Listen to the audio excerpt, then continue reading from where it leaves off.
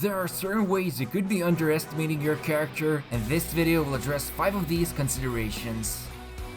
It's probably second nature by now to always go and do every character's test run, and not just to find out if you appreciate their playstyle, but also get a few of those handy rewards. And of course, you can't always make the best impression of them by just simply trying them out, since there's a lot of factors that go in before you can decide if you like the character, and even though something like weapons, artifacts, and their talents are a natural progression point you can relate to, there's one thing that's not clearly disclosed during the trial runs, and you might just feel like the character plays differently once you unlock them. This, of course, refers to the well-hidden piece of text that portrays the crucial part of the test run, which states that during this trial, additional elemental orbs will be dropped from enemies for the purpose of letting you test out the character's burst as many times as you can. And this is something you could have picked on if you played the game long enough and know how many orbs some monsters like slimes will release, but when you're in the midst of chaos, it's hard to keep an eye on incoming energy since you're mostly there trying to figure out the feel for the character. Still, this means for guys like Xiao, who has an expensive burst cost, the way you can activate it so often during a trial run might give you the wrong impressions of him, and your expectations could be different, or you could also misjudge his active playstyle with the simple assumption of just going to his stats and looking at that 135% energy recharge without batting an eye. This, of course, doesn't mean that Xiao himself is in the wrong here, and you can actually manage his energy recharge via different ways, like getting more substats or using an Animo teammate, but during a trial run, it's important to keep in mind that you will be getting an abnormal amount of energy, and this doesn't apply just to Xiao's test run specifically. It's actually a feature that every test run has. So the next time you test out any of the characters, don't forget they will be generating more energy than usual, and the real situation is going to be far more different compared to when you actually use them, unless of course you go extremely heavy into energy recharge.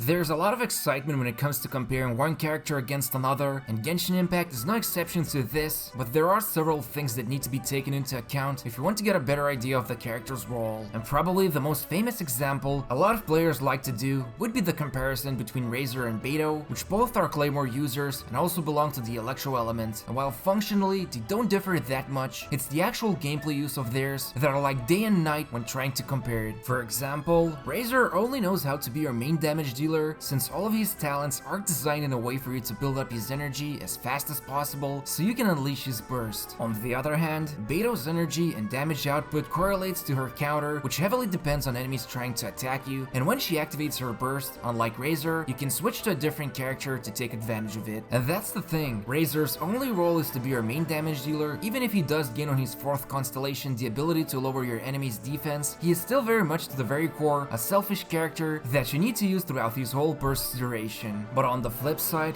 Beidou can either act as your support or main damage dealer, and her playstyle is more or less on the defensive side. But besides this quick analysis, probably the best way to understand why you might be underestimating a character would be the fact that right now, Genshin is an extremely young, although mega successful video game that doesn't have the monetization design of introducing characters that are direct upgrades of pre-existing ones, which is a common thing you see in gacha games. And as of now, we still haven't got this problem in Genshin Impact, so the best comparison we can make is based on the character's role and what they do, but they aren't necessarily the same, even if we have the famous example of Sucrose and Venti, which falls flat since Sucrose's main selling point is to boost your team's elemental mastery, even if she and Venti can both crowd control the enemies, with Venti being better at this job. Also, if you want to see more of these interesting comparisons between characters, make sure to follow us on Twitter, link in the description. So don't be quick to judge on the most basic things like elements or weapon type, and it's always a good idea to first examine what actual unique benefits the character will provide to your team, which you can then use as one of your team's building blocks.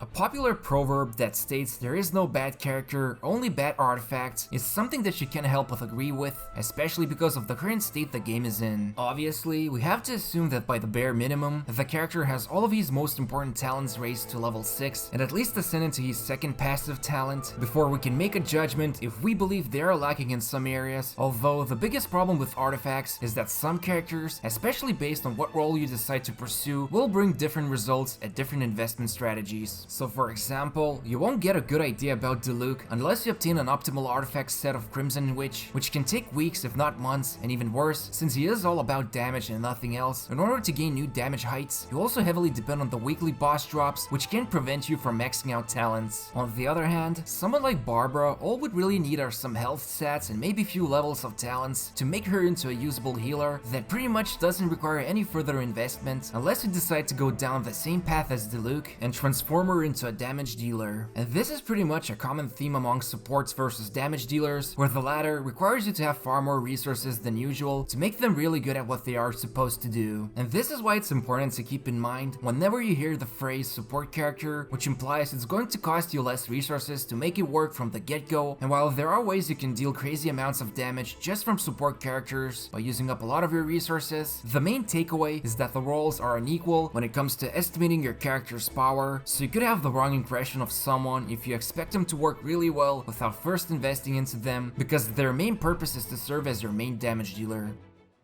Even though this has been mentioned previously, it's very important to understand the power distribution of weapons and how exactly can they affect your judgment of a character. And the easiest way to wrap this up without wasting time explaining it is that nearly for every single character who is going to be your main damage dealer, chances are that it's going to be any of the 5-star weapons that will be the optimal choice for them, and it's mainly because of how base attack works on weapons and how much of an impact it has on every single character's skill, unless it exclusively scales with something besides attack. But for this matter, there's a reason why we have weapon patterns that cost hundreds of dollars just for the chance of obtaining one of them randomly, and it wouldn't make sense to put up something that's so expensive and exclusive without actually providing what is more or less called pay-to-win option. So if you're a free-to-play player and you get a 5-star weapon from the gacha system, you're basically getting a big upgrade for one of your characters, especially if you're going to use them as your main damage dealer, which has a bigger priority than someone who is a support. And this mainly addresses the questions that have been popping up constantly in character guides, where a comparison is made against a 4-star and 5-star weapon. This of course gets a lot more complicated if you start taking into account refinement levels, and it takes a ton of resources and mathematical and practical simulations to run in order to determine whether a weapon of certain refinement level beats the other one. But when it comes to the basic question of a 4-star weapon versus a 5-star weapon, both of which are unrefined, then it's pretty much guaranteed the base attack and the strong passive the 5-star comes with will beat the 4-star, especially if it's going directly to your main damage dealer.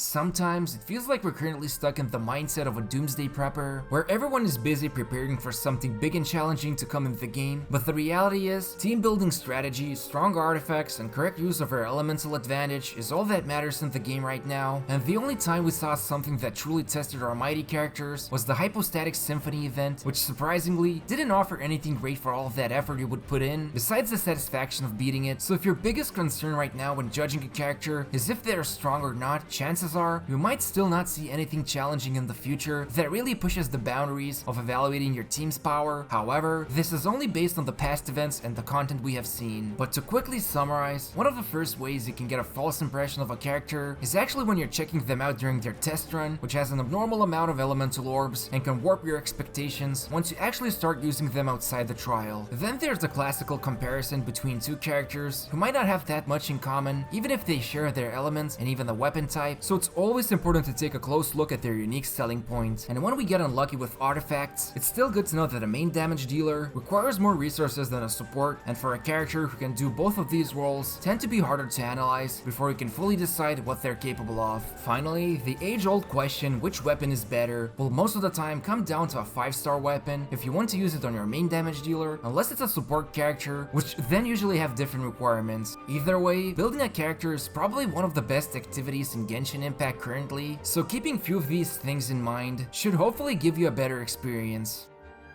Let us know in the comments which character you're currently building for your team. Also, don't forget to subscribe by hitting the bell notification on and gently pressing the like button, and make sure to follow us on Twitter where all the latest details about Genshin gets shared. Thank you for watching us.